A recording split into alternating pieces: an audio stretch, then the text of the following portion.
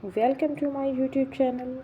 In this lecture we will start from our previous lecture. हम यहाँ से हमने नेक्स्ट स्लाइड देखेंगे। पुअर हेल्थ मस्कुलोस्केलेटल डिसएबिलिटीज़ पर यूएस में मोर देन $1 ट्रिलियन जो है वो कॉस्ट आती है per year. This is as research national centre for chronic disease prevention and health promotion.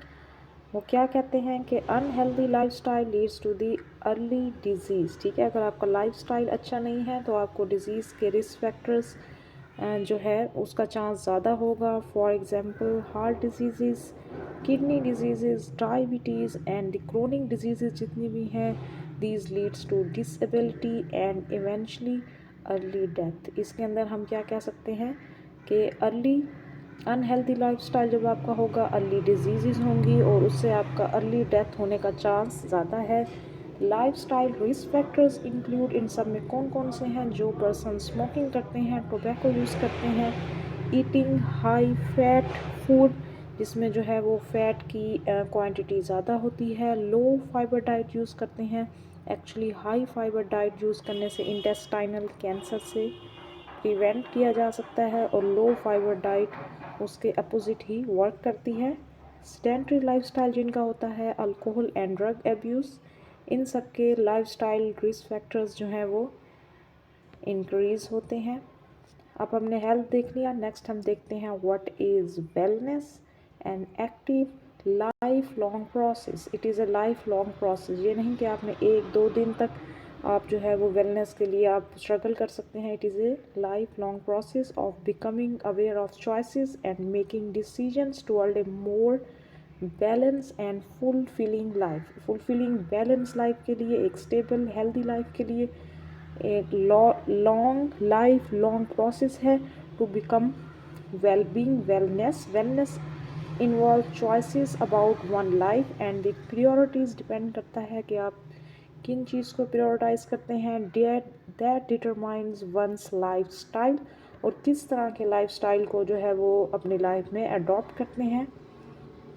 Wellness के अंदर क्या चीज़ें आती हैं? हमारे हेल्थ के तो सारे डायमेंशंस आती ही हैं और उसके अंदर कुछ मज़ीद भी हम इसमें ऐड करते हैं। Wellness is a more huge more term than health. ठीक है, वेलनेस हेल्थ से भी ऊपर का लेवल है।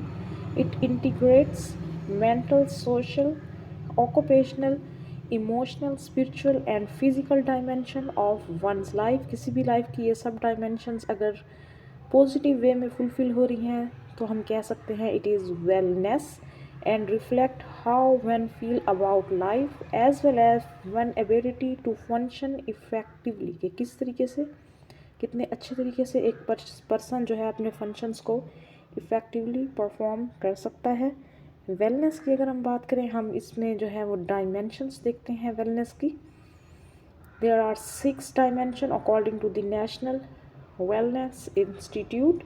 6 dimensions कौन सी हैं? First we have a social wellness, perception of having support from family. इसके नेम से ही जाहिर हो रहा है कि family support, friends in time of need and perception of being value. Support provider, अगर आपके पास सपोर्ट है, अच्छी सपोर्ट है फैमिली की, फ्रेंड्स की, तो आप सोशल वेलनेस में आते हैं।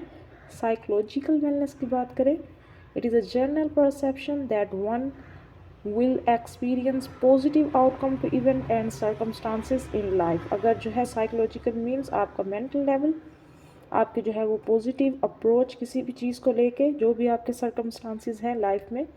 The mix opportunities, the mix qualities of optimism, determination, hopes are vital. Psychological health के लिए hopes, determination is very important. Spiritual की बात करें, finding and living a life that has meaning and purpose. एक meaningful purposeful life spend करना, it's very important. It include personal ability to establish values and act on system of believe as well as to establish meaningful and constructive life time goals. एक meaningful purposeful life, अगर आपके goals होंगे और goals को achieve करने के लिए, life time जो आपके गोल्स हैं उनको अचीव करने के लिए आपके स्पेसिफिक प्लान्स होंगे, आपकी उनके ऊपर डेडलाइंस होंगी और उनको अचीव करना, this is the meaningful life. ठीक है, and the as a Muslim, it we have a believe in the life hereafter. So हमारा तो वैसे ही पर्पस लाइफ का बहुत बिग होना चाहिए। फिजिकल की बात करें, positive expectation of health, it include ability to meet daily demands. आप फिजिकल एक्टिव होने का मतलब कि आप जो है वो डेली डिमांड्स जो वर्क में है, जो वर्क प्लेस पे हैं, वो आप अच्छे से फुलफ़िल कर सकते हैं। And to use free time, अपने फ्री टाइम को यूज़ करना, this is a quality of wisdom persons.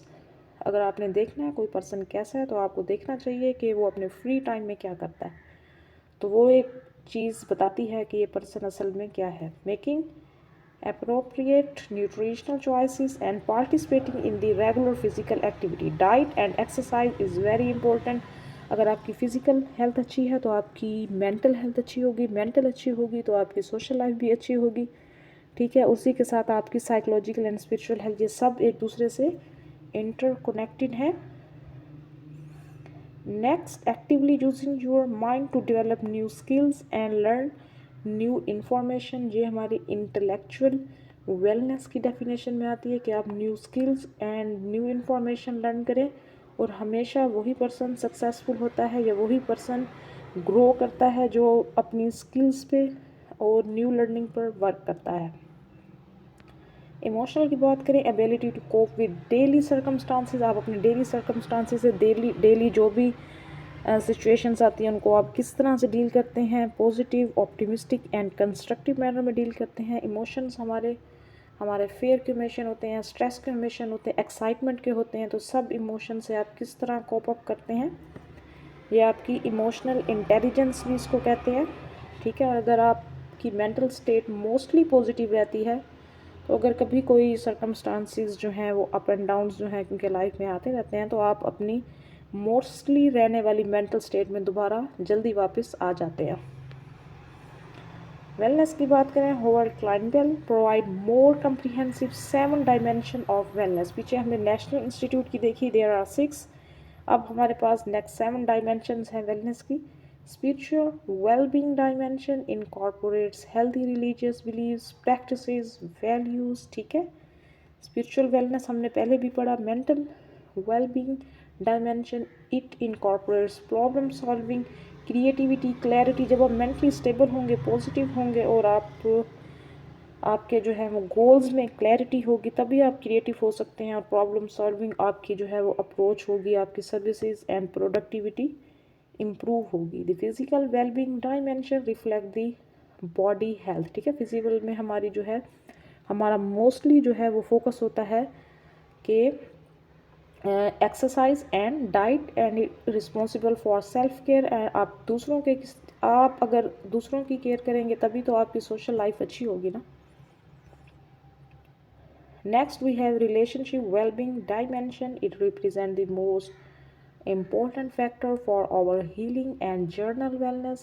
It incorporates the need for progress, forgiving and receiving, for empowering others and for creating interpersonal bonds, ठीक है। Relationship, social या कोई भी हो, अगर आपको जो है वो फॉरगिविंग करना नहीं आता तो ये आपके लिए प्रॉब्लम क्रिएट कर सकता है। The work wellbeing dimension, it addresses the need for fulfilling the purpose in one's profession, ठीक है। जो एक प्रोफेशन में आपके जो है वो पर्पसेस होते हैं, आपके गोल्स होते हैं, और अगर वो आप वो अचीव कर रहे हैं, फुलफिल कर रहे हैं, तो ही आप वर्क वेल बीइंग डायमेंशन में आते हैं। द प्ले वेलबींग डायमेंशन, अब हमारे पास एक प्ले का भी आ गया है जिसमें acknowledge that play provide the individual with laughter, shared energy and balance. This is very important. Life is full of joy and laughter. Well-being of our world dimension reflect an individual perspective on living in a healthy environment and protecting the natural resources. जब तक जिस world में, जिस दुनिया में आप रह रहे हैं, उसके इन्वायरमेंट का, उसके नेचुरल रिसोर्सेज का आप ख्याल नहीं करेंगे तो आप कैसे वेलनेस के डायमेंशन में या वेल बीइंग हो सकते हैं। It incorporates a broad overview of the world, it include responsibility is very important, justice and earth caring lifestyle, ठीक है। जहाँ आप रह रहे हैं वहाँ की चीज़ों का आपने ख्याल रखना है। Desire of wellbeing for all and adequate health care. 7 dimension provide a framework for exploring various aspects of health and wellness, including versatile individual and perspective of world। Health क्या होती है, वेलनेस क्या होती है, हमने बहुत अच्छे से हेल्थ की डिफ़ाइन, वेलनेस की डिफ़ाइन, डायमेंशंस, हर चीज़ पढ़ ली है। आई थिंक सो इस लेक्चर के बाद आपको कोई भी कभी भी कन्फ्यूजन नहीं होगी। There are some models of wellness. This we will start from our next lecture। थोड़ा सा वेट कर लें। Thank you.